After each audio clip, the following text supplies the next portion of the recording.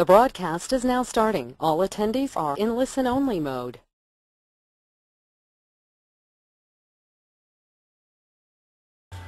On behalf of RBCS and software test professionals, welcome to our webinar on the new ISTQB Advanced Syllabus.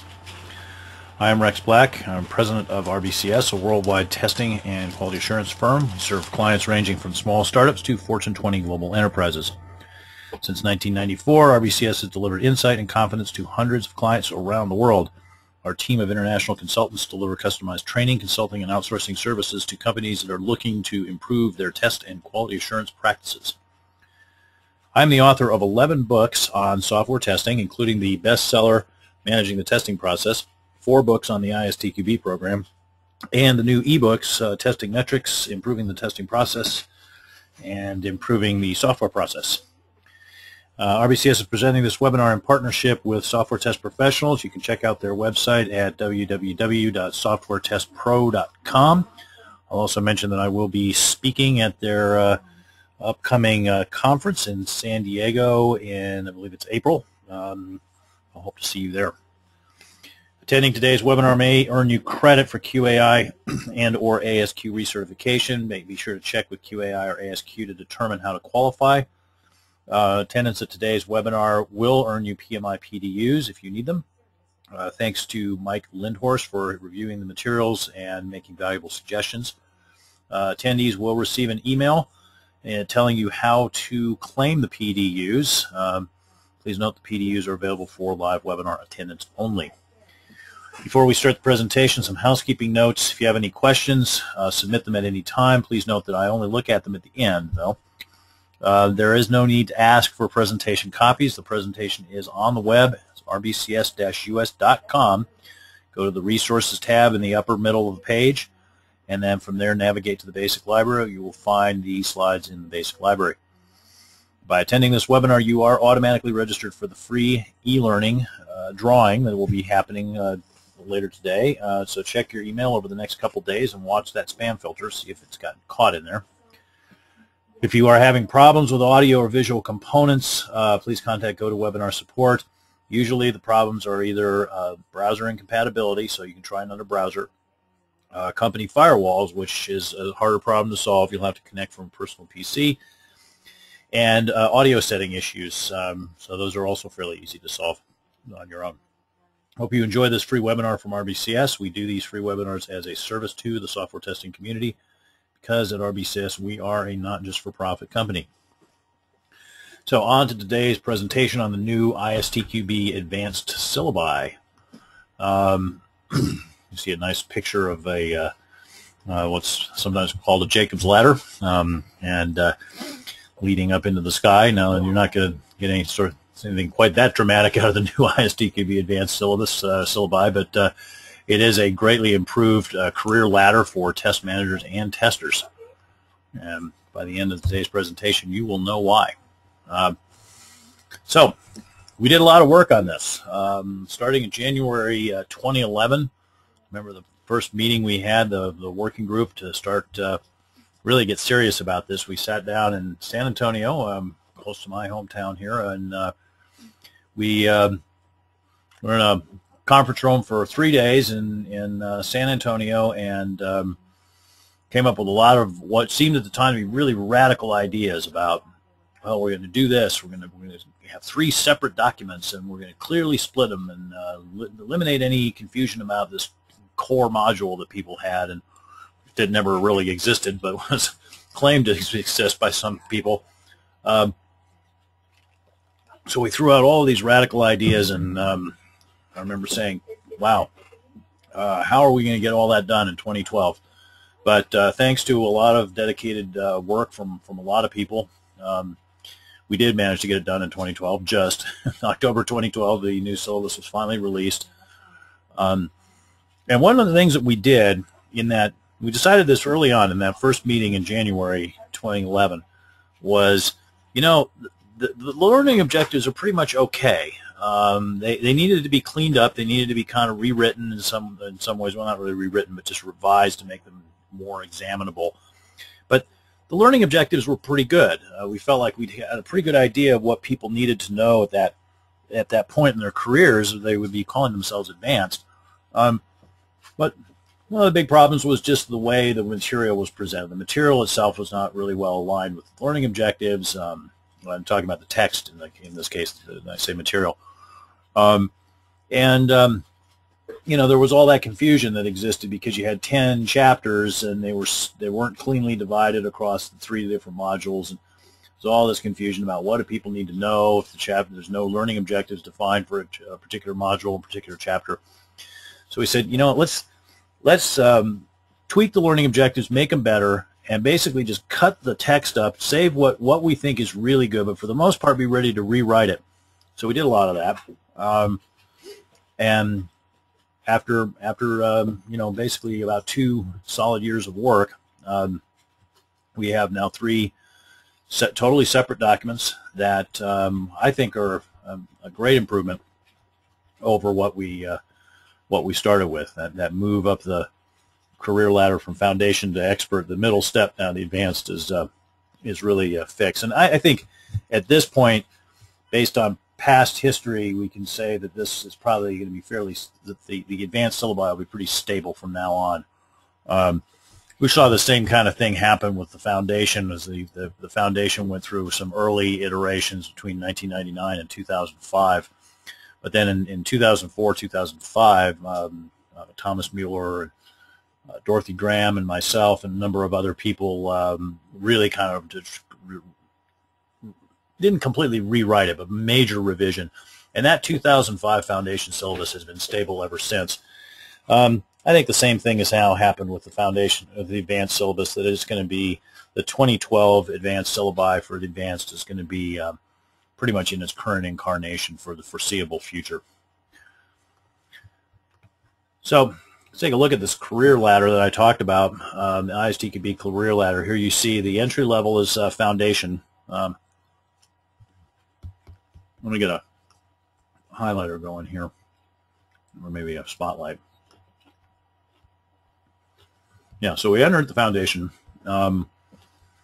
and that's the basic entry level. And what we tend to see now is that about, in places where the program is stable, about 25%, 25 to 30% of people who get the foundation will eventually move on to the advanced. And typically they'll move on to one of the advanced. So it can either be a test manager, the technical test analyst, or the test analyst. Now, some people get 2, and I think what we'll see with these new advanced syllabi is actually, I think most people that get technical test analysts should probably also get the test analyst, because what happened was that the mandate was complete elimination of overlap. There wasn't to be any overlap between any of the 3 syllabi.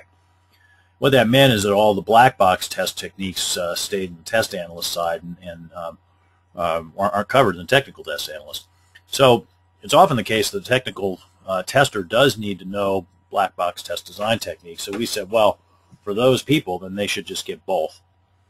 So we're expecting to see more people going the route of getting both of these, which might seem like a lot, but hold that thought for a minute, because you'll see shortly that it's actually not as big of a commitment as you might be thinking based on the current syllabus.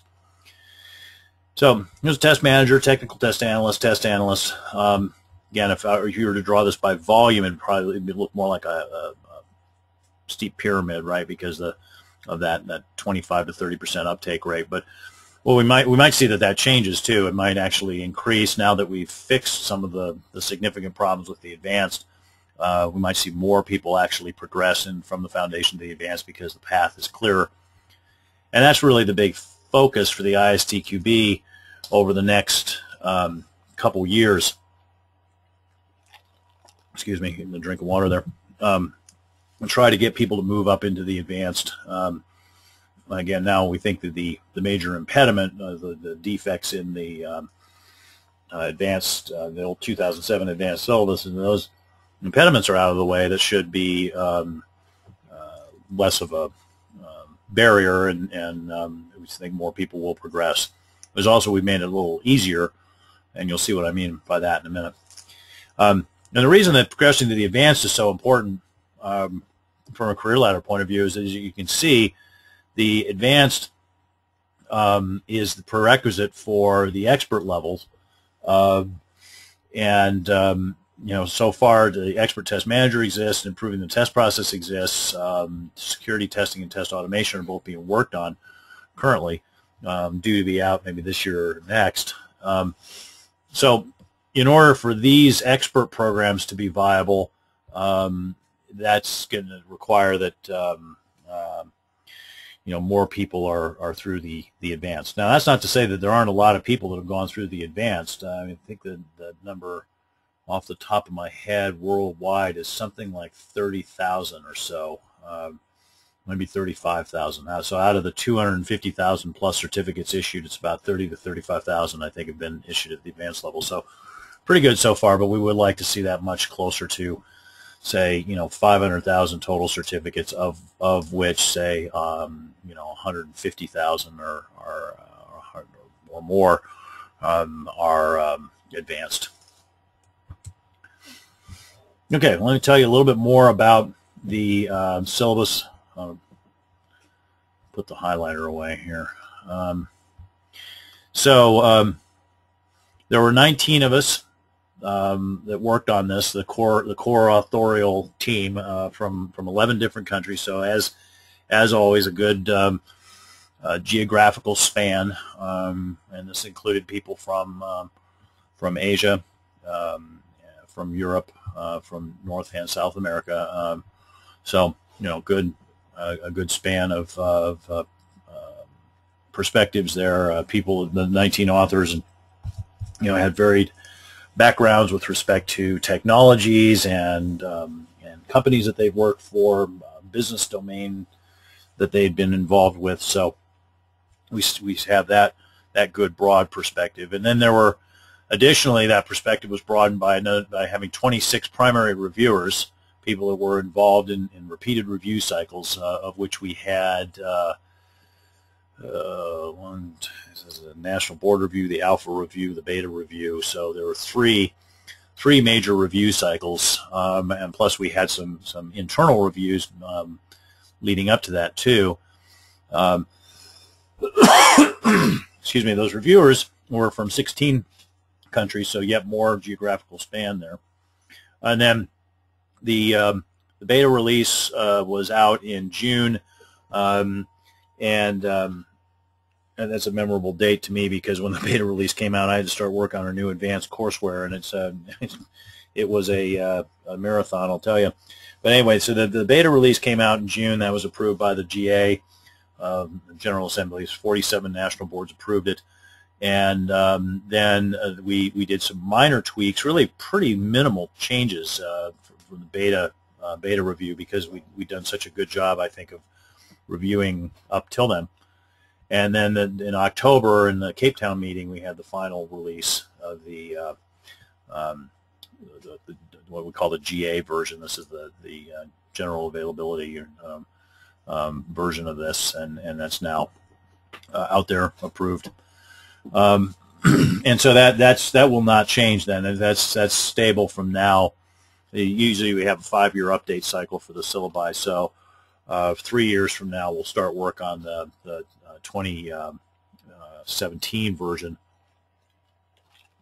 But it'll be stable up until then. If you do the math on the number of years of experience of the people involved as authors and reviewers and so forth, there's over 2,000 person years of work experience. So here it's very well-founded, I think, from a point of view of, does this represent really collective best practices distilled across a wide variety of perspectives? Yeah. Now, you say, I can find flaws in it. Yeah, sure you can. There's nothing that's perfect, but it's definitely, I think, a very, very good document and much, much improved over the 2007 version. Okay, I mentioned learning objectives, and excuse me, those of you who are familiar with the ISTQB program will also be familiar with this term. So learning objective is exactly what it sounds like.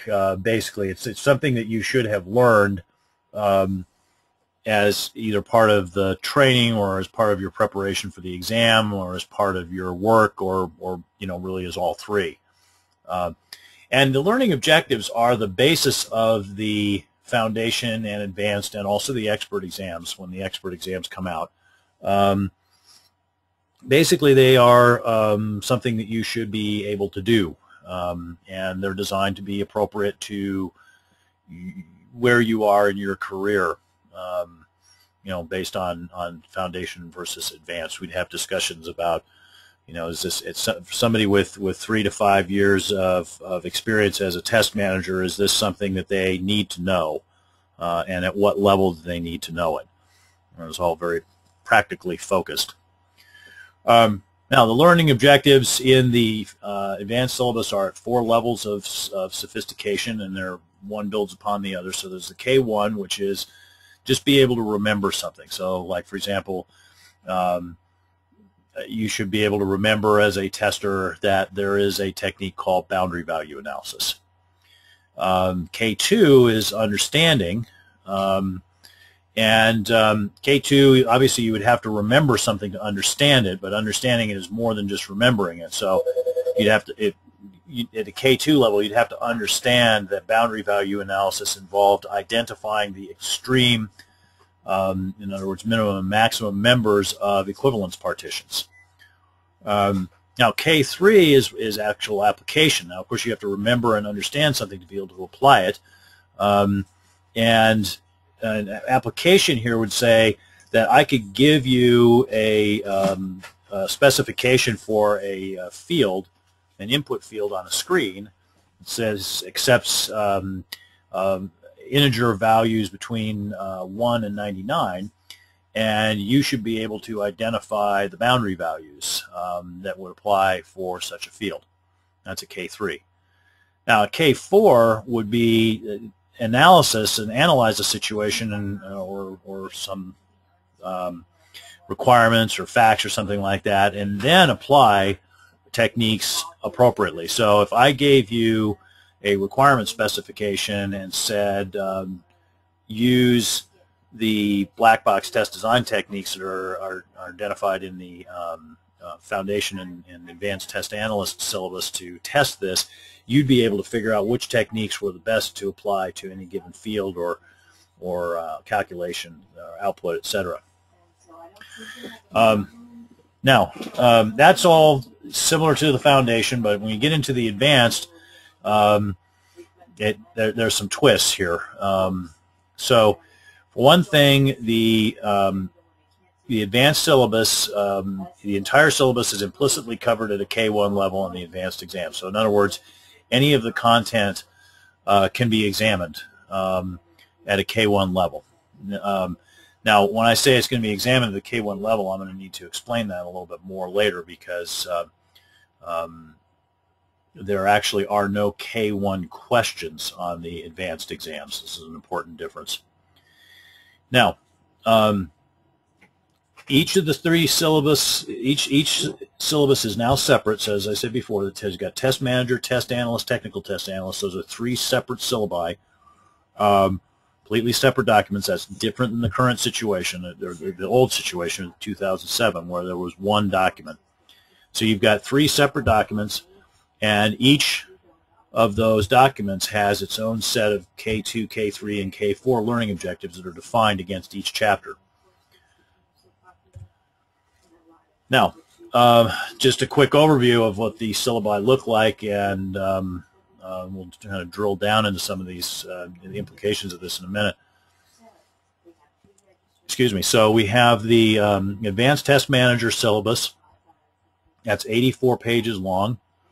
There are 34 K2 learning objectives, 12 K3s, and 10 K4s. Now, you might look at that and go, okay, it's mostly K2s. Well, yeah, but hold that thought, because I'm going to help you understand why that's that can be misleading in a minute. Now, if you look at ATA, 64 pages, 22 K2s, 11 K3s, 9 K4s. So that's about even balance between K3 and K4. and K2. And then for ATTA, 53 pages, 17 K2s, 14 and 4 K3 and K4s respectively. So here there's actually more K3s and K4s. Now you'll notice the size changing, right? Biggest, medium, smallest. This also corresponds to the required course duration, which I'll talk about a little later. Actually, I'll talk about it right now. So, if you're taking an advanced training course, what can you expect? Excuse me. Well, it needs to cover all the content, of course, and all the learning objectives that are defined for the particular syllabus. So, if you're taking an Advanced Test Manager course, then it should cover every single chapter of the Advanced Test Manager syllabus and none of the material that's in the Advanced Test Analyst or Advanced Technical Test Analyst. So, separate syllabi, again, each is separate, so the Test Manager courses will cover only the content of the Test Manager syllabus. There is no need to read the TA and TTA syllabi as part of the exam prep. And the same for if you're going through TA, you don't need to read TM and TTA. You just have to focus on the TA stuff. All the learning objectives should be covered. Now, duration. Notice that the Advanced Test Manager courses have to be 5 days, Test Analyst 4 days, and the Technical Test Analyst 3 days. Now, any of you are out there thinking, whoa, how long? What about the core? Again, there is no core. There never was a core. That was actually an optical illusion that some people had created for themselves and others because they didn't read the accreditation guidelines, I guess, because the accreditation guidelines always said that the training courses were supposed to be based on the learning objectives, just like the exams are. The content was there basically to support it. So people that built those core modules, because there were some chapters where different modules had shared learning objectives, that was a misunderstanding. There never were any common learning objectives between Test Manager and the other two modules, TA and TTA, with the exception of one single learning objective in chapter, I think it was 7 or something like that. And again, the courses were all to be focused on the learning objectives. So that same accreditation guideline still applies now. It's just that now the thing that got people confused, the fact that there was shared text in a common syllabus, that's done. There's nothing shared there. There's 3 separate documents, plus there's an overview document that describes the advanced program at an overview level and the relationship between the 3 modules. Now, if you're taking a training course, again, they're supposed to be mostly focused on learning objectives. They're supposed to be very practical. So there has to be a real-world example included for any K2, K3, or K4 learning objective. Not for K1s, of course, because there are no K1 learning objectives. The entire syllabus is implicitly examinable at a K1 level. In other words, you're supposed to be able to remember the content of the syllabus. Now, when I say real-world example here, I mean just that. This can't be some sort of project to build a police station out of Legos or something like that, or other kinds of goofiness. It has to be a real-world software or systems project example that the person creating the courseware has actual personal experience with. Because the idea here is to be able to give you examples that show how these learning objectives apply in the real world. And so a good training course should do that. In addition, realistic exercises for all K3 and K4 learning objectives have to be included in the course. And these have to be hands-on. They have to be done in a live class. They have to be done in class with the debrief of the solution. Because, again, the focus here is on practicality, on changing a person's ability to do things. So, you know, these are the accreditation guidelines. Now, different national boards are sometimes have different levels of rigor with which they apply the accreditation guidelines. So, you know, the accreditation guidelines are you know, I believe they're fairly unambiguous, but they are sometimes interpreted differently by different boards. So you definitely want to be careful. You don't want to just look and say, oh, well, it's an accredited course, so all accredited courses are equal. It's definitely not going to be the case. It wasn't the case last time around, and it will not be the case this time around either.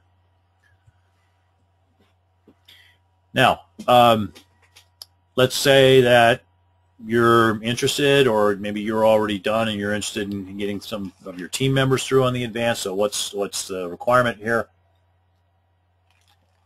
Well, that's unchanged from 2007. You have to have a foundation certificate that is issued by a ISTQB recognized exam board or another member board.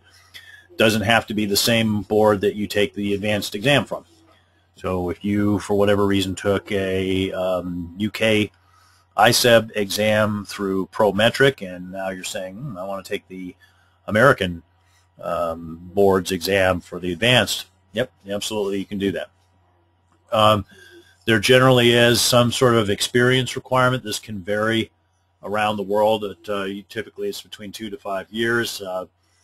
Oftentimes, they'll ask about whether you hold a degree or not, and that might count as some sort of, again, some number of years of experience, basically.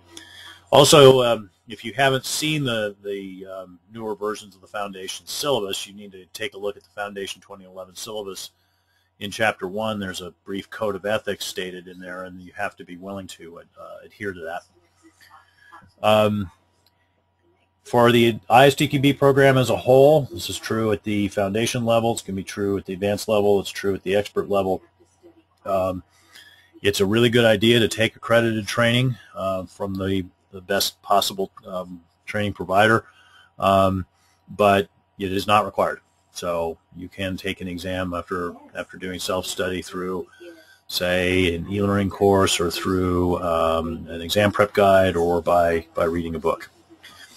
If you're wondering, you hold an existing 2007 certificate, you're wondering if that's still going to be recognized, the answer is absolutely yes. It will continue to be recognized. There's no expiry on advanced certificates. Now, closer look at the exams. Advanced Test Manager exam is going to be 180 minutes, so that's the same, 3 hours. 65 questions, that's also the same. Now, the minimum number of questions per chapter, we've got 1, 2, 3, 4, 5, 6, 7 chapters. Let me just call the highlighter up here. You see, it's 13 questions for the first chapter, so obviously that's very important. That's the test process chapter. You've got this second chapter is the test management chapter, is 25 questions there. So you can see that these guys, between them, are 38 questions, so that's more than half. So these are the most important 2 chapters, and then we have the remaining questions scattered across the other 4 chapters. The one at the end there is the team and individual skills management chapter, so that's somewhat important, but again, disparate distribution of questions, and that's common in the ISTQB program. And it's the same with the foundation, or if you look at it, the chapter 4 and 5, the test design chapter and the test management chapter are a disproportionately large number of the questions. Now, there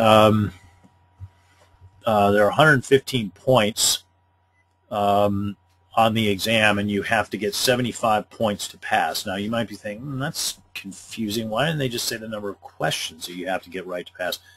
Well, the reason is that K2 questions that cover K2 learning objectives, are only 1 point, but a K3 or K4 question can be 2 or 3 points, depending on its difficulty.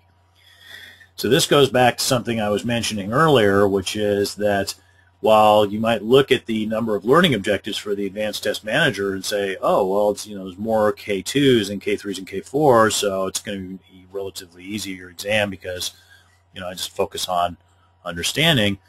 No, that's not the way that works. For one thing, it's the sampling of the exam, the learning objectives was set up so that, there was biased towards what we consider to be the more important learning objectives, and we worked this out back in June of how to do that once we had the learning objectives done.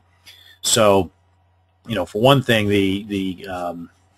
you're less likely to see a K2 question than a K3 or K4 question in a lot of cases. And for another thing, even when you do, not all questions are created equal here. So it's different than with the foundation, where in the foundation, everything counts for the same. It's every question counts for 2.5 points, and there's 65 points required to pass out of 40 questions. That's a very different scenario here. So your strategy for preparing for the advanced exams has to be different because of that. Excuse me. Drink of water here. Now, ATA exam, 180 minutes, 60 questions. You might say, oh, well, that makes it easier. It's fewer questions. Well, not really, because those questions can be pretty hard. The test design technique questions are quite challenging. Here you see the distribution of the questions, 31 questions on the chapter on test design techniques. Obviously, that's the major focus. And then you've got the other chapter, the test process is also significant, but again, it's only a third of this, and then the rest of them are kind of, I wouldn't say noise level, but they're obviously a lot less. So again, something to keep in mind from an examination point of view where the focus is going to be. At 120 points, 78 points are required to pass. Again, remember the K2s are only 1 point, K3s and K4s are 2 to 3 points. And finally, we have the ATTA exam. This is only 2 hours now, so it's less time. 45 questions. Question distribution per chapter here is maybe a little more even than in the other chapters or the other modules. You got 80 points required to pass, 80 points of which 52 are required to pass. Now, as I said before, in the exam questions, there will be no K1 questions. But what will happen is that you will get a question where your ability to get the answer right depends on your recollection of the content. So, in other words, if you think of a multiple choice question, you've got the typical multiple choice question. You've got one answer. Well, you have 4 options. One of those is the answer, and the other 3 are what are called distractors. And they're called distractors because they're designed to distract you from the right answer. Now, the thing that can make a question hard, above and beyond the inherent difficulty of the learning objective that's being examined by the question, is also the subtlety of the difference between the distractor, one or more of the distractors, and the right answer. The thing that can trip you up is that there might be an option that looks like the right answer, but if you remembered the content of the syllabus, you would recognize, oh, that's opposite of what the syllabus says, so that must not be right. So that's what I mean by K1 LOs being implicit within the higher level questions. Now, remember the K1, the recollection, that applies to the content of the syllabus itself. It also applies to the glossary definitions of the terms to remember that are called out for each chapter.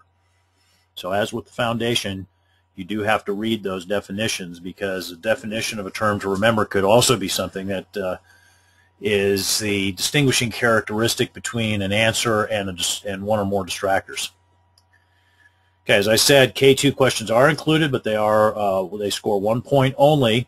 K3s and K4s will score 2 or 3 points. This is currently the case that they are weighted, but I think what you're going to find is in the new exam, it's even more, I don't want to say extreme, but I think it's going to be even more notable that the focus really is on K3s and K4s. And one of the things that you might see done, and I know this is something I did when I was creating sample exam questions is you might see a question that actually covers both a K2 and a K3 or K4 learning objective. So it's not terribly hard, at least if you have experience creating questions, as I do, to look at related learning objectives, one of which is maybe at a lower level than the other, and combine those together and create a question that examines both of those learning objectives. So that could easily happen. Now, in that case, the number of points awarded for that question is going to be based on the higher level learning objective, because that will be more of the difficulty. Now, there are a lot of a fair number on the new advanced exams, what are called scenario questions. Excuse me. So in a scenario question, the way that works, if you haven't seen these before, is that there will be a scenario described. Might be something along the lines of, assume that you are a test manager managing the testing of a new e-commerce application for selling, I don't know, books. And then it'll give you another paragraph or two of description of the scenario. It might show you a graph or a table or give you some other kind of information. And then what will happen is you'll start to get questions that will be asked about that scenario, a whole sequence of them.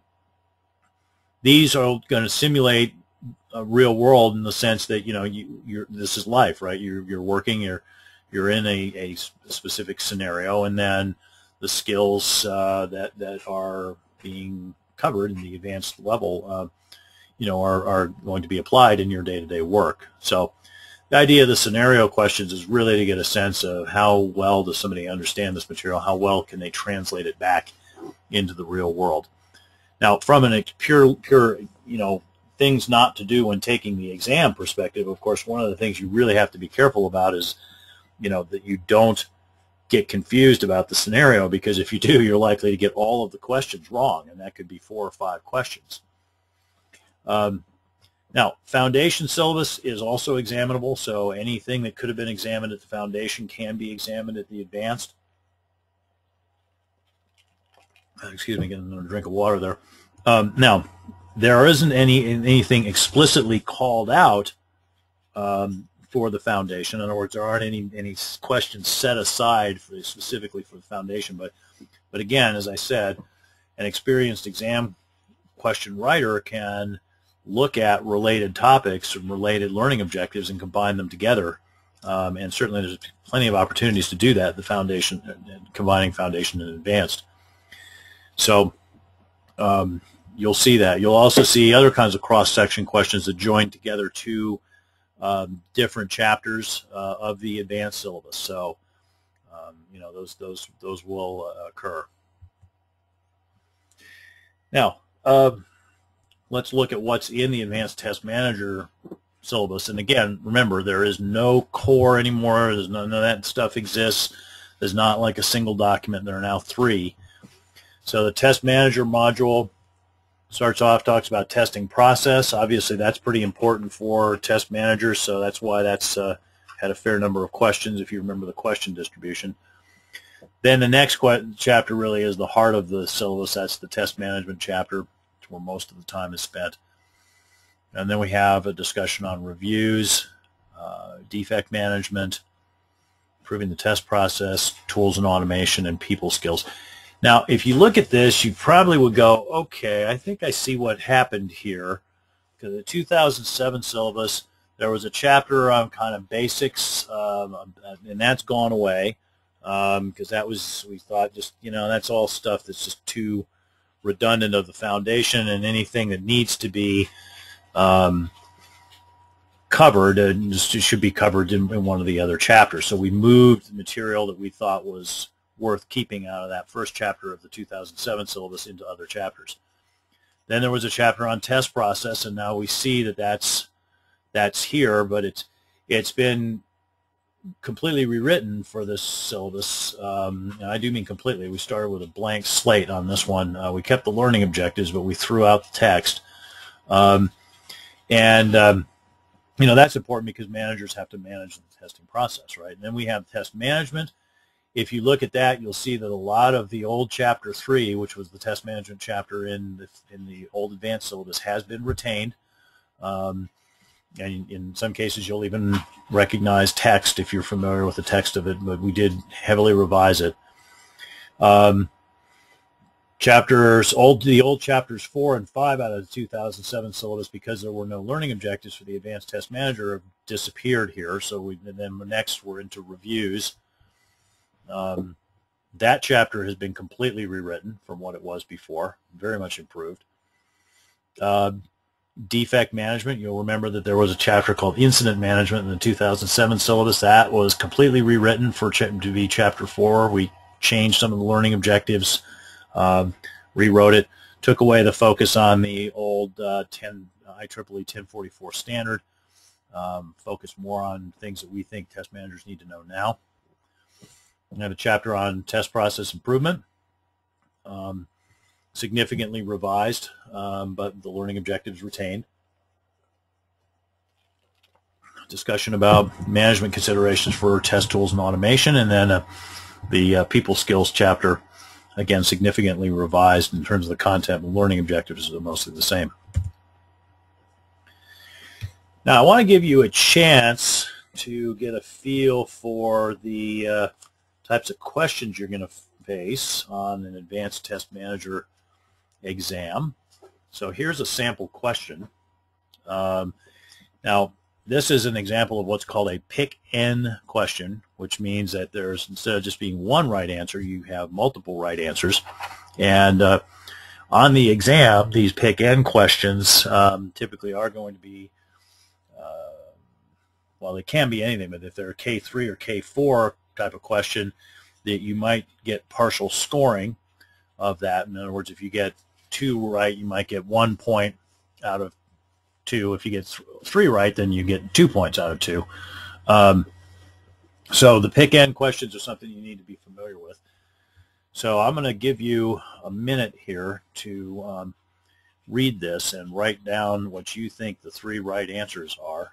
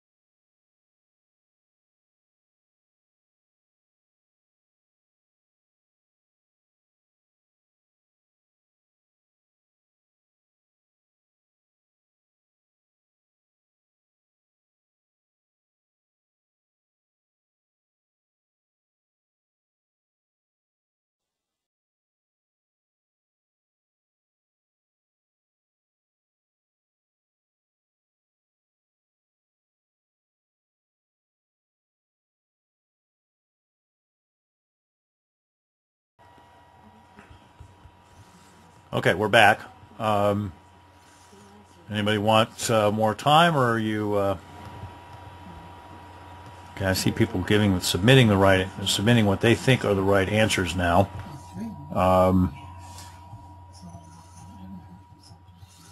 People continue to do that. Do people need more time, or are you ready to discuss? So far, I haven't seen. Yes. Okay. Very good, Dwight. You did get it. We got one person that's come in with all the right answers. And people ready to discuss. Okay.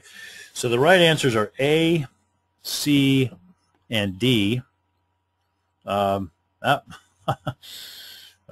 So some of you might be saying, okay, why is that? So let's take a look at the explanations here. So A is correct.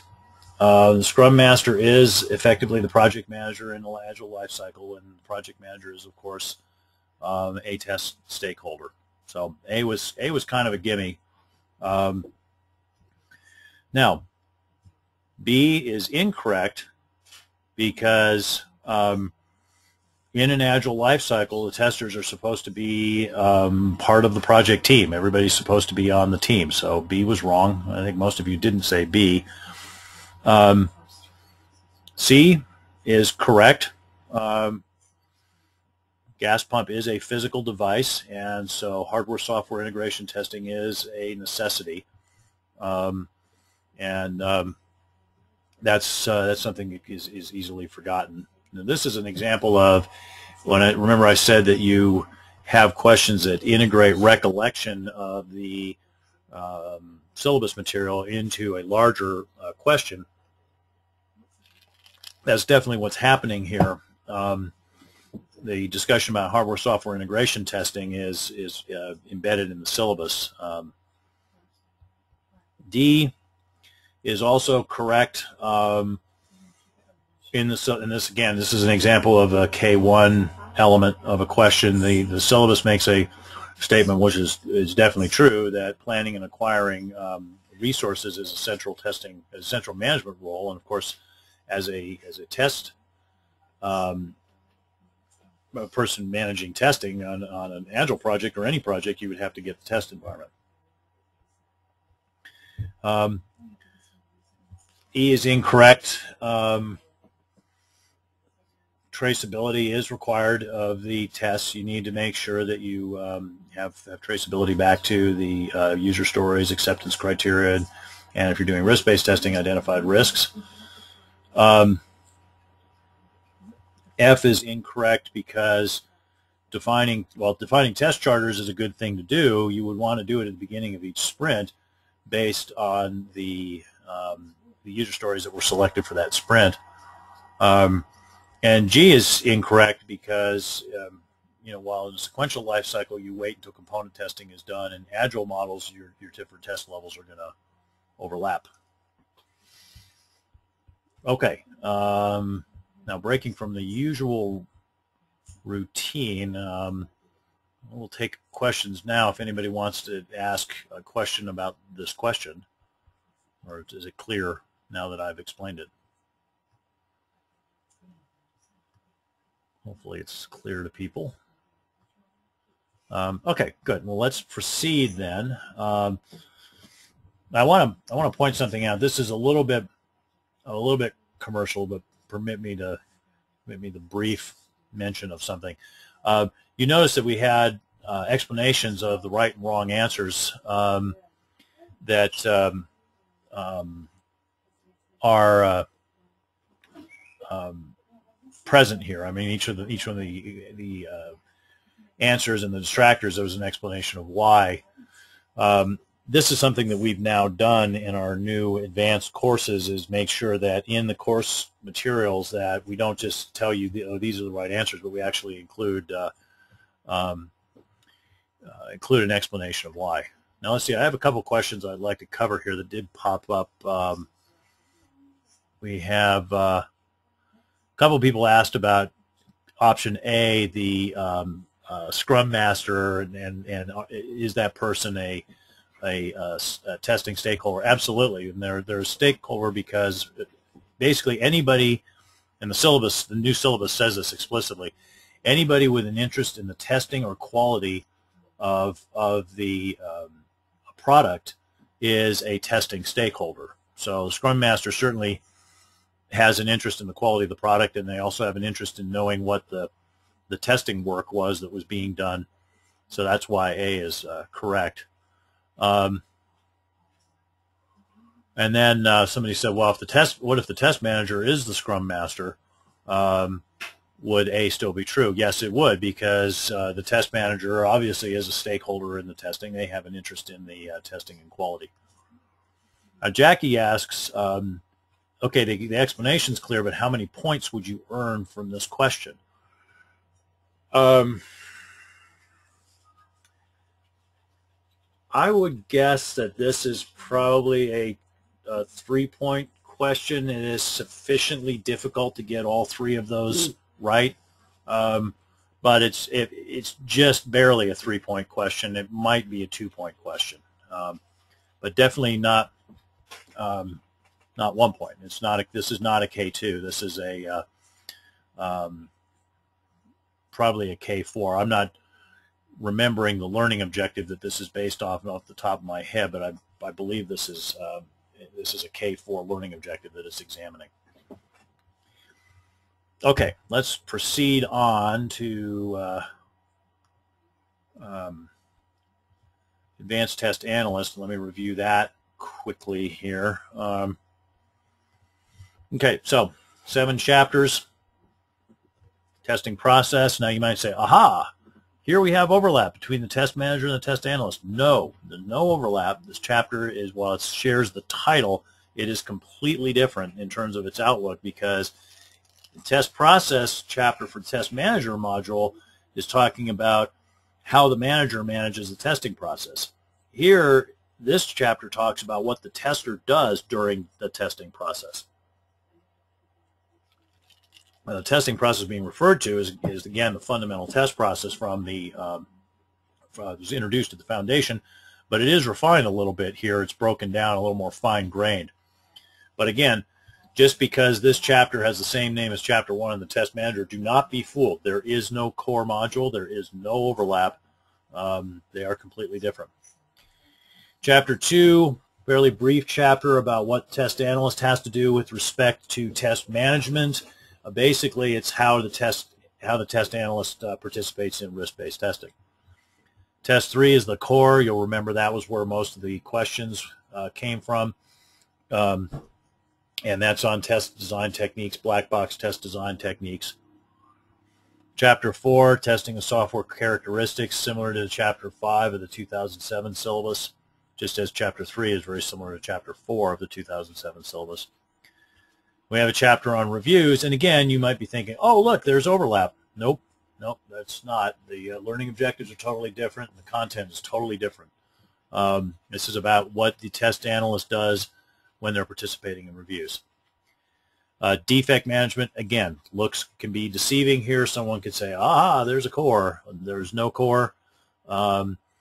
This is what the test analyst has to do with respect to defect management. And then test tools, again, totally different than what's discussed at the management level, which is perfectly appropriate because the the perspectives are different. This is here we are looking at what the individual tester does versus in test management, where we're looking at how the test manager manages what those people are doing. Okay, here is another question for you. You want to get a sense of what the Advanced Test Analyst exam questions are like. So here's an Advanced Test Analyst sample question. I'll give you a couple minutes again to do this, and then we will debrief. I'm going to get the questions pane up here so people can submit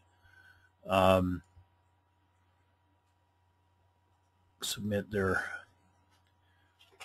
expectations about what the right answer is, or let me know if they need more time and so forth.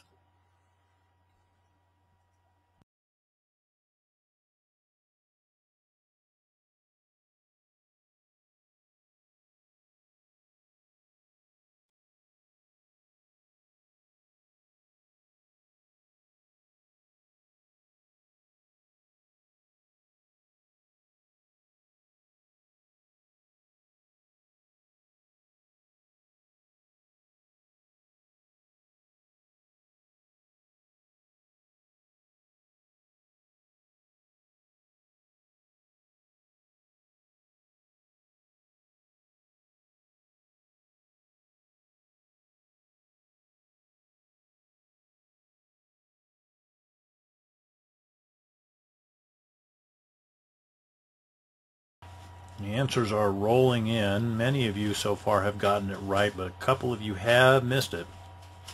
Let me check your work.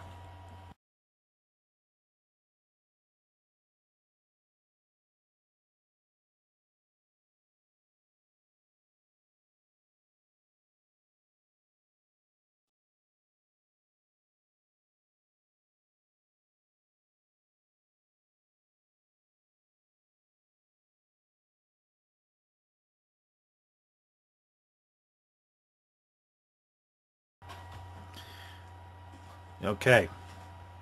Ready to see the answer?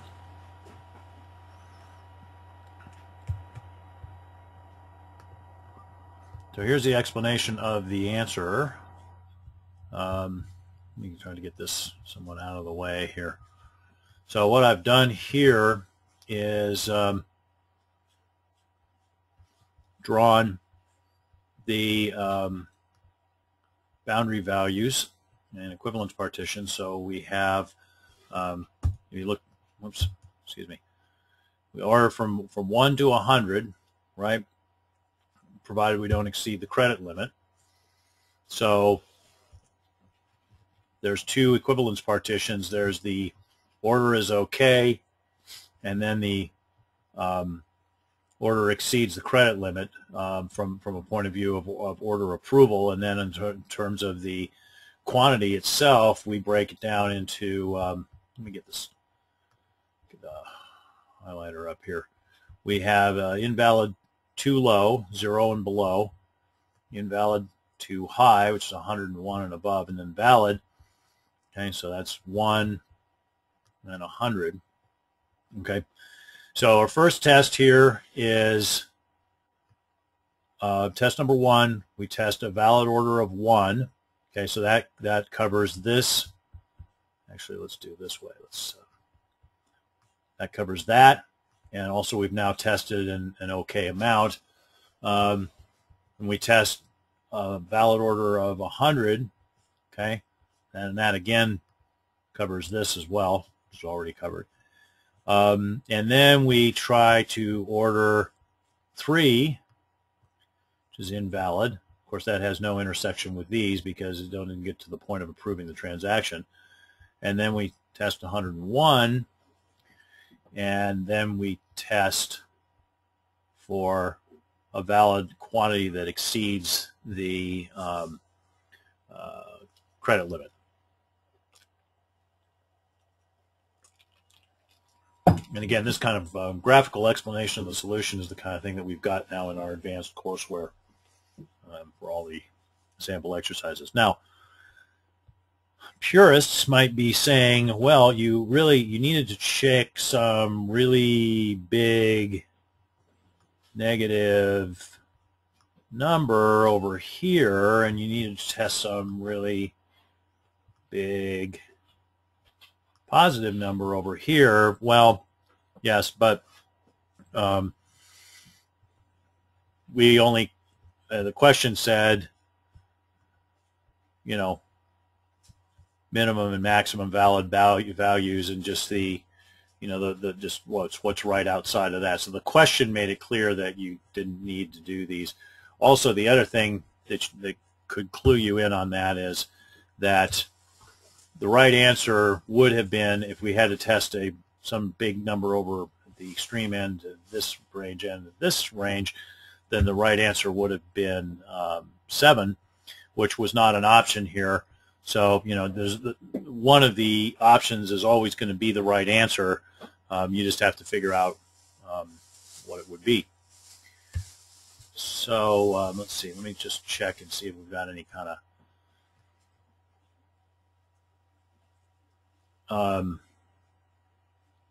questions here. I got a question from Stuart about this value. It says if somewhere in the middle is going to exceed the credit, wouldn't 100? Well, no, it would depend on what the item was that was selected, right? If we selected a small number of very expensive items, then, you know, that could exceed the credit limit. So, I mean, I could buy 100, I don't know, bags of coffee, you know, and I could probably afford that, but I could not afford even a single Ferrari.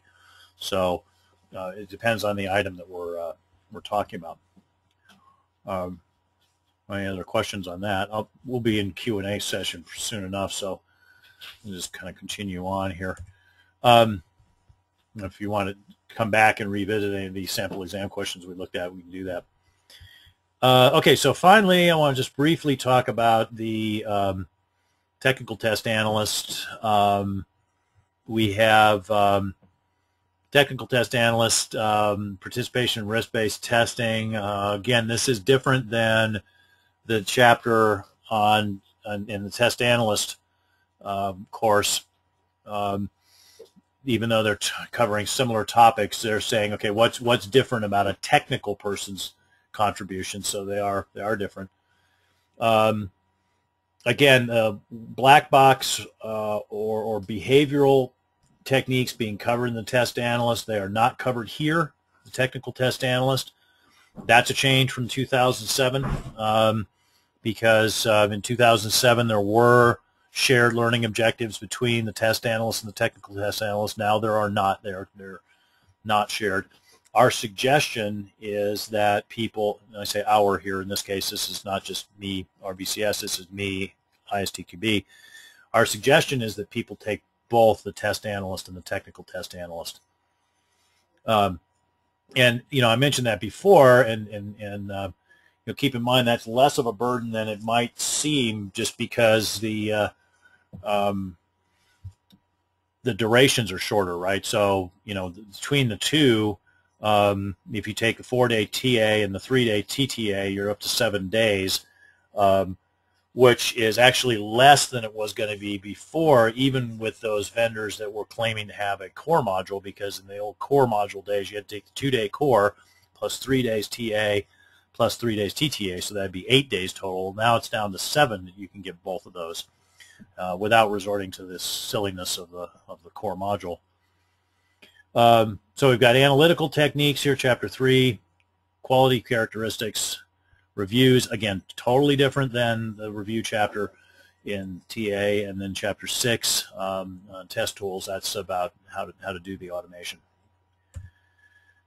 Okay, so some quick conclusions here, and I'll open it up for Q&A. So the new syllabi are out. They are good. There are exams available to run against them. You know, we think is the ISTQB team that put this together, we really did a good job, I think, of keeping what was good and fixing the stuff that was broken. I'm really pleased with the work that was done on all 3 of the modules, and it was a long, hard slog, but it was good work. The 2007 syllabus exams, if you are in the midst of prepping for that, you might say, oh no, the new exams are out, I'm hosed. No, you're fine. You can still take those all the way up through July. But you can take the 2012, so the 2012 exams now. Those are available. And we are my company, RBCS, so we have training courses available. They're accredited both for the 2007 syllabus and for the 2012 syllabi. We have all 3 of our live courses, test manager, test analyst, and technical test analyst, have been accredited. We will have 2012 compatible versions of our e-learning done and ready over the next 2 or 3 months. Our e-learning will be completely converted and accredited to 2012 by the end of the year, but we will be compatible with it in the next 3 months. Okay, so as usual, I will put the advertisement up here and get into Q&A mode here. Let me go back to some of the questions. See, Bill has a question here. It says that FYI, the download of the PPT, in other words, this presentation from your website, has the 2007 syllabus exam sunsetting in June, not July. Yes, I apologize for that. An earlier version of the slide set was based on an earlier information from the ASTQB. Excuse me. Latest information is that the sunset date is July. Let's see. Dwight says, no questions, Rex. Happy New Year. Happy New Year to you too, Dwight. Hopefully I'll see you in San Diego at the STP conference. Let's see. A question from Lewis. Any suggestion to training for endurance to keep concentration for a 3-hour exam? That's a funny way of putting it, but it's a great question. Some things that I would suggest. One is most of the time, and as far as I'm aware, there are no bathroom breaks allowed. So do not like hydrate yourself before you go and take this thing. Obviously, you don't want to dehydrate yourself and pass out, but you know, you want to be in a place where you're going to be able to sit comfortably for 3 hours. Now, most people find that it doesn't actually take them 3 hours to get through these exams, so you know you probably will be done earlier. But you know, it's a good idea to be prepared for that. Other things that would obviously be important: don't stay up all night the night before trying to cram this stuff all in and then try to take it sleep deprived. You know, 3 hours is a long time to maintain concentration, as you point out. So you're going to do a much better job of that if you've got an 8-hour sleep than if you've gotten 3. Let's see, other things. Obviously, you know, don't take it right after a really heavy meal. You know, maybe eat a light meal, light lunch. Bring snacks if you tend to get hungry. I believe you're allowed typically to have snacks and drinks. You know, time it. If you're taking it at an exam center, time it for the time where you feel that you're most mentally alert. Some people are morning people, and so if you are, take it in the morning. Some people are, you know, have to be up for a while before they kind of gain their peak concentration. So try to time it that way. Now, if you're taking it as part of a course, it'll typically be run at the very end of the course. The key thing there is, because the course minimum durations are such that, you know, every day is going to have to be used, you will still be covering new material right up to before the exam, and then you'll have a 3-hour exam. So you really will need to spend a lot of time preparing, and this is why in our courses we include access to our e-learning for our live courses, so that people will come to the course having already gone through the material in the e-learning. Now, take advantage of that, because otherwise having to try to concentrate on a 3-hour exam after you were trying to learn material for 4 hours is going to be really tough.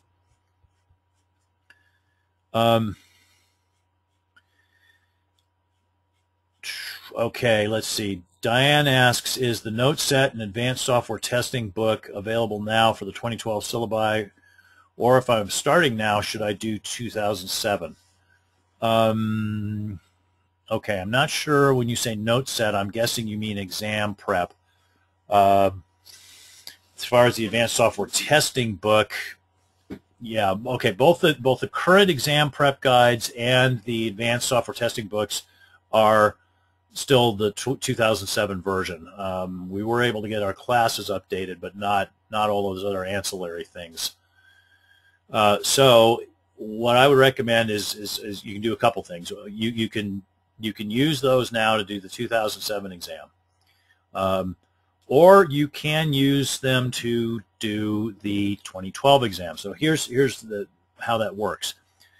Remember, I said that we basically fixed the learning objectives, even though we rewrote a lot of the content, but the learning objectives themselves are pretty much the same. Well, our books and our exam prep material and our training courses, both live and e-learning, were always based primarily on the learning objectives. So they are still about 90% of what you would need to take 2012 syllabus. The other thing that you would need to do to take 2012 exam would be just read the 2012 syllabus a couple times and make sure that you study the glossary. But since the learning objectives are more or less the same, and since our courses and the books and so forth are based on the learning objectives, you really can take either exam based on the courses and books and exam prep guides. You just, for the 2012, you'd have to go to the extra step of spending some time studying the 2012 syllabus, and obviously you would want to not read the 2007 syllabus because that would just waste your time. Jill asked a similar question of, do you believe that one could use your previous publications to study for the 2012 exam? Yes, as I said, just remember not to look at the 2007 syllabus. Just make sure that you focus on reading the 2012 syllabus. The thing you'll have to do is just sort of get that mental mapping in your head between what the chapter numbers in the new syllabus are versus what they were in the old syllabus. But yes, you can do that. Prasanthi asks, when can a person retake the exam if a person fails? This might differ from one national board to the next, but here in the United States, there's no cooling off period. You don't have to wait.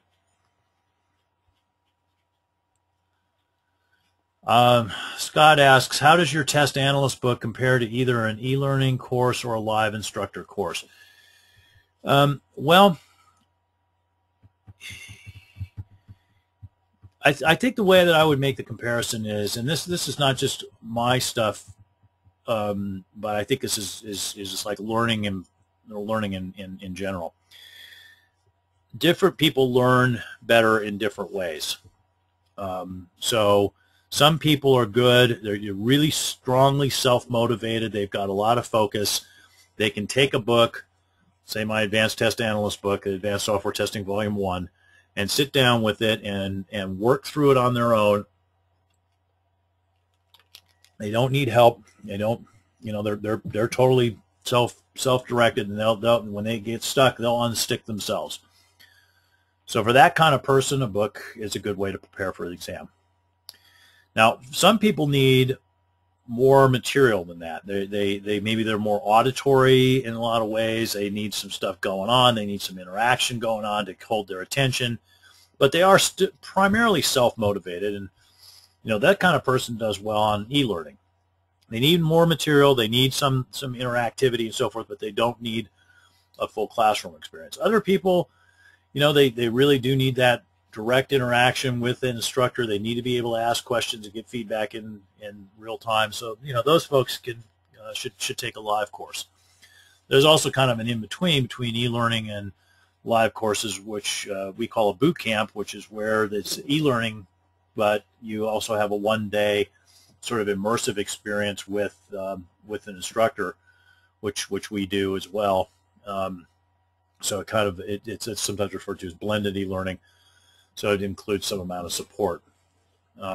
So again, it just kind of depends on your style of learning. Now, I would say that if your main focus is on prep for the exam, then I think you can select whichever one of these things best matches your style of learning. However, from a point of view of what's most likely to change your day-to-day abilities in the work environment, what's going to give you the most transformative experience in terms of the way you work, I think it's difficult to top the live course in that situation. And this would be not just ours, but anybody's, or at least anybody's course that actually included live instructor-led hands-on exercises. Because there you're going to get a chance to interact with somebody who's actually done this stuff in the real world before and can help guide you to how to do it. Excuse me. That you're not going to get that out of a book, or you get it somewhat in an e-learning as long as you are motivated enough to push yourself to do the exercises. But that ability to get instantaneous feedback about, oh, you're doing that wrong, oh, good, you're doing that right, that's really something that you get in an instructor-led course.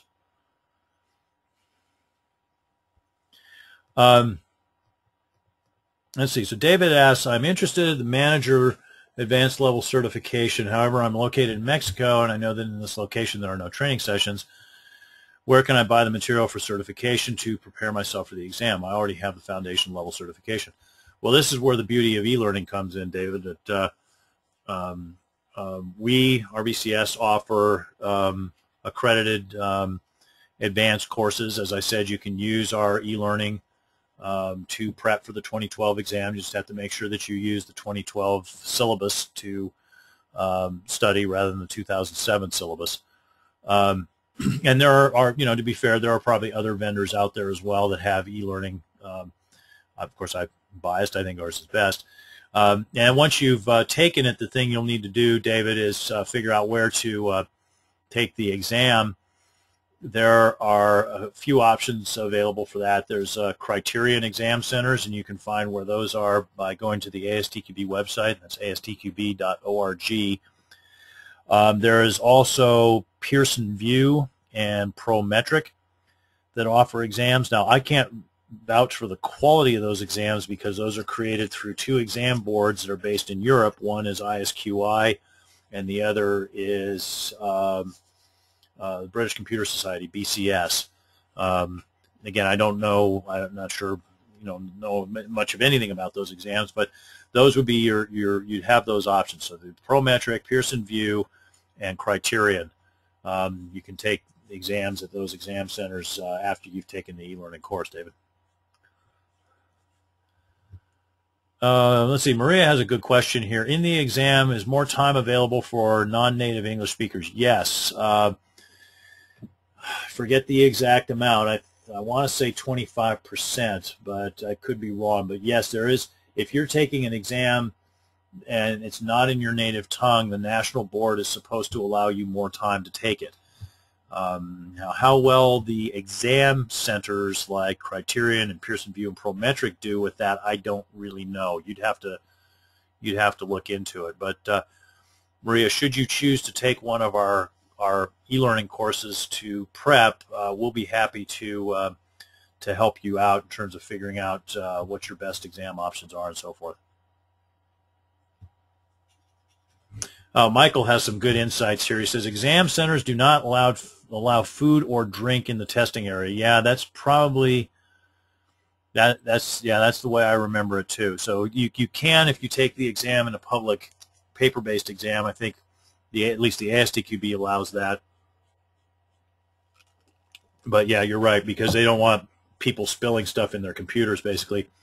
Michael adds, also, you can take breaks at an exam center, but the clock keeps ticking. Okay, so that's good to know. That's good information for people to know. So, yes, you could take a bathroom break if you needed to, but you know your time is running out. See, Fareed says, I'm interested in test management route. Would it be better for me to go to test manager course plus exam, then go to test process expert level? I will then bypass the test analyst, technical test analyst.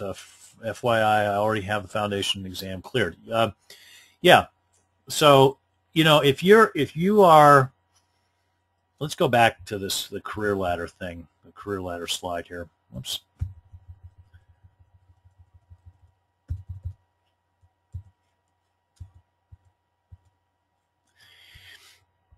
This is representing a career path, right?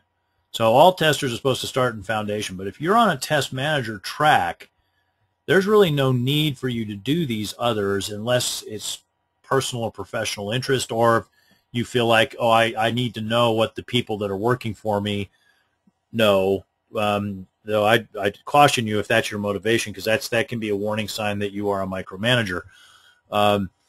So, you know, most of the people I think that get more than one of the advanced certifications are doing it because they're like me. They're consultants, and they need to have a broader range of advanced knowledge.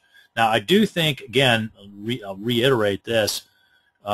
If you take the technical test analyst, I think you should also take the test analyst. Now, the converse isn't true. If you're a test analyst and you're totally black box focused, you don't have to take this. But I think if you take technical test analyst, the thing to remember is you won't be learning any additional black box techniques. So, you know, I'd strongly recommend taking this.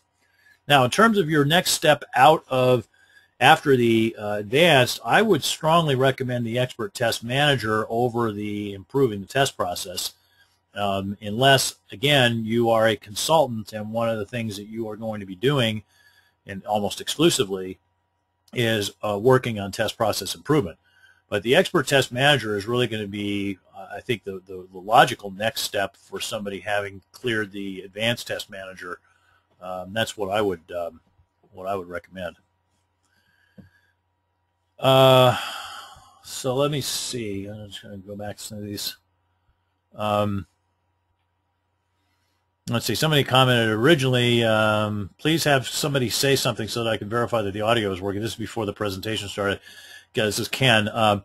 Ken, I believe that it is possible to actually test out your audio through the GoToWebinar interface. So, you know, that's the right thing to do there.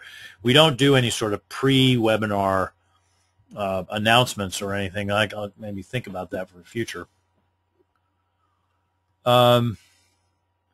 Jackie says, on the realistic exercise that must be done in class, what if we wanted to take an online class for the test? Would this apply when you're taking an online course? Okay, good question. So, Jackie, the way this works, I can't speak for other people's e-learning, but here's the way that we have done it, is that we provide exercises integrated into the e-learning along with fully worked out solutions. So you actually get a booklet that is 70, 80 pages long that contains detailed solutions. Now, in our new 2012 versions, those are going to be what are called green classes, so they will not include the booklet. Instead, the exercise and the solution will be integrated directly into the online presentation. But if you want to get the booklet as well, then for a nominal additional charge, we'll print you and send you the complete note set, which would basically be the same note set that you get had you taken the live course. So that basically is that you're going to get the same thing. And our e-learning courses and our live courses, they are the same course. They're just different in terms of the mode of presentation. Let's see. Prasanthi asks, is there a slide about the point scaling per question?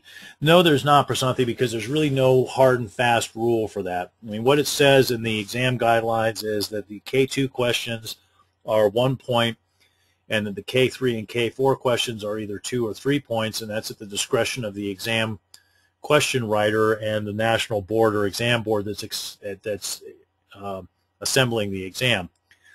I mean, because the number of questions from each chapter and the mapping the learning objectives in the chapters and the total number of points are all predetermined, there's some, shall we say, plasticity in terms of the point scores, that point scores might have to be adjusted up or down on the questions to fit the target total number of points. And that would just be done by you look at all of the 3-point questions. Let's say you originally assemble the exam and it has too many points on it. What you'd probably do is look at all of the 3-point questions and say, okay, I need to have 5 points removed, which means I need to pick 5 of these 3-point questions and make them 2-point questions. So which are the easiest 5 of the 3-point questions and demote them. So it's not purely algorithmic. It's sort of an empirical process.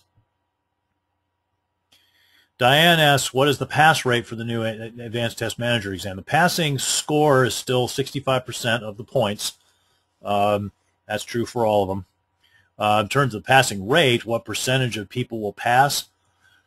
I don't know. We've had really good luck with our existing advanced courses, and we've had pass rates that have been consistently higher than the international average, except we have had some trouble with people on the technical test analyst exam before, just because it's so hard. But you know, we typically have pass rates that are in the 80–90% range, whereas the worldwide averages, you know, the worldwide average for technical test analysts is like 50%, and for test manager it's like 60 or 70% or something like that. But they are hard. Yeah, more people fail the advanced exams than do the foundation exams. I think that will almost certainly continue to be true.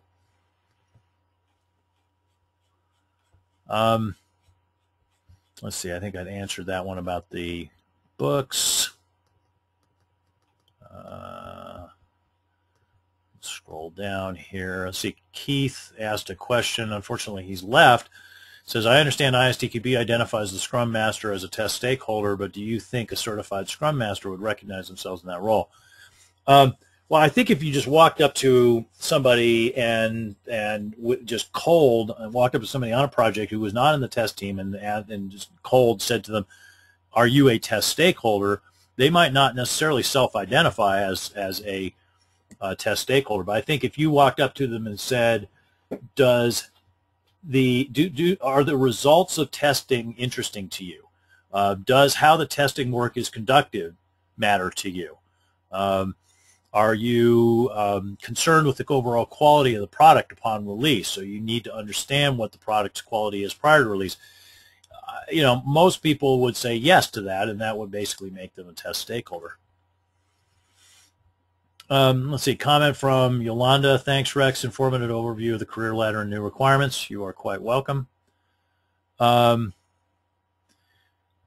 Jean asks, when you mention criterion, do you mean www.ets.org/criterion? No, not ETS. It's criterion with a K. It's KRYTERION, which nobody's going to remember, but here's the better way to get that. Go to ISTQB.org and navigate to the page that has to do with exams, and that'll guide you to where you need to be. Bill asks, so there is no essays for any advanced exams, just multiple choice questions. That's right, Bill. There's simple multiple choice where there's no scenario, and then there's scenario questions, scenario multiple choice where there is scenarios. There's the pick one and there's pick N questions, but there's no essays. Essays come in at the expert level. I might do a presentation a little later on the expert level and give people some insights into how that's going to work. Probably later this year when we get closer to getting our first expert test manager course out. We'll probably do that. Let's see. David asks, I was a tester and am now the test manager. I'm studying this material for my own edification and career development. What path would you recommend in this case? No, I would still recommend the same thing, David. That if you're trying to develop your own career, I would say go for the foundation, go for test manager, and then go for expert test manager. If you absolutely have to get the improving, then you could. But I think the core that I would say for a test manager is up this path here. Let's see. Jill has a comment here. Where I took my exam, they would let you take in a dictionary for second language. Yeah, there's sometimes that happens, but the rules can differ on that. So if you're taking an exam in something other than your native tongue and you want to use a dictionary, make sure that you check about that first. Let's see. What books except the syllabus do you recommend for preparing for the Advanced Test Manager exam? Well, as I said, Soren, I think you can use my Advanced Software Testing Volume 2 book and then instead of reading the 2007 syllabus, read the 2012 syllabus, and that'll probably give you a good prep for the exam. Jamie says, thanks, Rex, always informative. Now I must study. All right, Jamie. Off you go. I hope you're keeping warm up there in Indianapolis. Let's see. Shri says 3-hour test is an online exam, or are there specific locations we need to go? No, you cannot take it on your own computer at home. Now, the problem with that is identifying who's actually taking the exam. So you have to go somewhere to an exam center. Now, I've heard some rumblings about using webcams to validate who's taking the exam, and there's this web-based proctoring and so forth, but I'm not sure who's doing that now. I think for the time being you need to plan on actually going. Let's see. Any suggestions or ideas for setting up a program where employees who become certified have to demonstrate K3 or K4 learnings on their work assignments? Yeah, absolutely. I would suggest that if you're a manager and you're putting people through this, you want to set up their work so that they actually have to demonstrate mastery of those K3 and K4 learning objectives as part of their work. So you want to have a whole training plan that includes assigning people tasks that are going to require them to apply those techniques, and then evaluating how well they do that. It's a great question, Michael. It's unfortunate how seldom managers actually do that. Prasanthi says, what is the duration of an ISTQB certification? How often does a person have to recertify? You do not have to recertify at either the foundation or the advanced level. The expert level does have continuing education requirements. See, Trish says, if I take the 2007 exam, how does it relate to the new levels? Well, basically they're the same. The modules are the same. It's just that the content of the syllabi that's behind them is different. The learning objectives are the same as well. So, certainly feel free to take the 2007 exams between now and when they sunset. Let's see. Lewis asks, beside commercial courses and books, other recommended sources for sample mock exams and mock questions.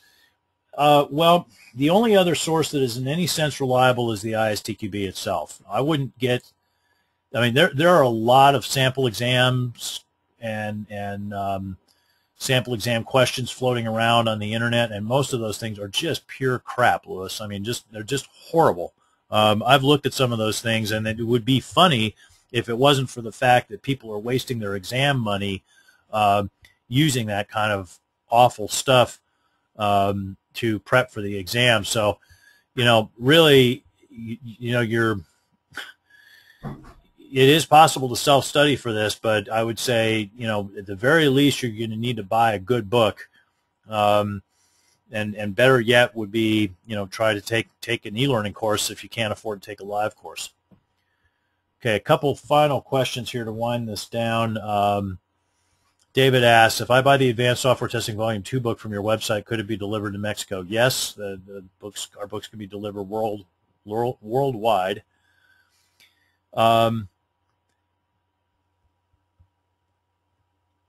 have another question. What would be a good book? So if you look at the advanced software testing books that I've got, they're very clearly mapped in terms of which of the 3 modules they cover. So pick the appropriate one. A comment here from Etienne. No test location is available in Kuwait. Well, I don't know what to tell you about that. I'm kind of surprised, to be honest with you, that you can't take an exam in Kuwait. I think they have them in Saudi Arabia, but that might or might not be an option for you. The coverage is pretty good, but it isn't perfect.